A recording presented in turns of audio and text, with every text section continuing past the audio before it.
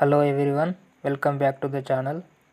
In this video, I will explain Phantom Wallet in complete detail from wallet creation to staking Solana, and very importantly, how to choose validators, what are staking fees, difference between native staking and liquid staking. This video is specifically made for beginners, so please watch till the end. So, what is Phantom Wallet? Phantom Wallet is a non-custodial wallet mainly for the Solana blockchain. Non-custodial means you own the private keys, no company controls your funds, no account maintenance or holding charges. So, how to create Phantom Wallet? Download Phantom Wallet only from official Play Store, link given in description. Then open app, click create a new wallet and set your password. Write down 12-word recovery phrase. Never share recovery phrase to anyone. Now I tell you how to deposit Solana in Phantom wallet. Open Phantom wallet, go to Solana, go to more, click on receive.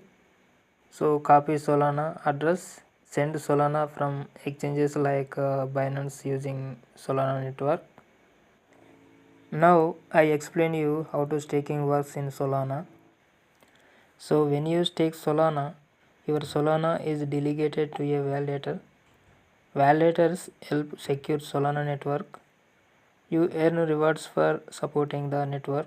So your Solana remains in your wallet, is not transferred to validator, can't be stolen by validator. Now I explain you how to stake. Click on Solana, go to more, go to stake Solana. Here you can see two staking options, one liquid staking and two native staking. Now choose native staking, select validator, enter amount and confirm. Very important is how to choose a validator. This is most important part. Do not choose validators based on highest APY and random top list or zero fee blindly. So what to check while choosing validator?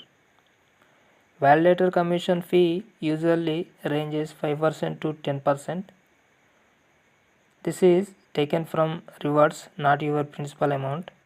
Example, if you earn 1 Solana reward, so 7% fee is 0.07 Solana to validator.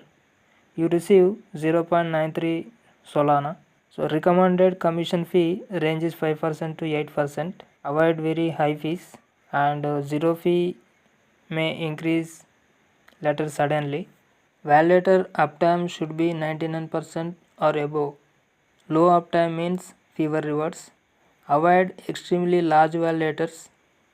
Centralized risk is there. Avoid very small validators. Unstable. Medium sized validators are best. Choose validators running long time. Avoid newly created unknown validators. Solana staking works in epochs. One epoch period is 2 to 3 days. So when you stake, you will receive rewards after one epoch. When you unstake, it takes one epoch to unlock, not instantly. This is normal, not a problem. I give this epoch's link below description. Is there any risk in native staking?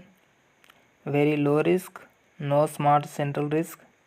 Validator cannot access your funds. Only risk is network issue. This is rare. When validator downtime, you will get less rewards but not any loss. If you stake your Solana with liquid staking, you receive liquid token like mSOL, pSOL. Advantages with liquid staking is no lock-in, can sell anytime, use in DeFi. Risks with liquid staking is smart contract risk, platform dependency, liquid token price fluctuation. My honest suggestion is, if you are new to crypto, holding for long term, want peace of mind, choose native staking.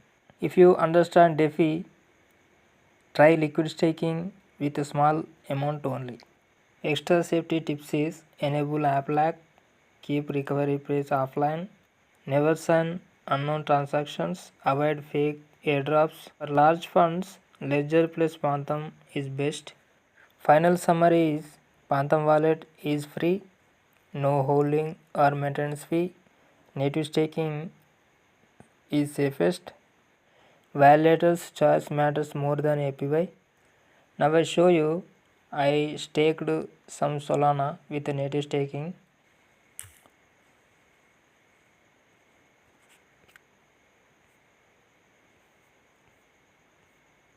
See there, this is my staking account. See there, I chose Phantom validator. So now I staked with 0.16172 Solana. So this is my active staking amount. The rent reserve means is they lock some amount for staking account maintenance. So when you unstake and delete your staking account, this amount add to your amount back. After every approach, I will receive 0.00005 Solana. Okay guys, thank you.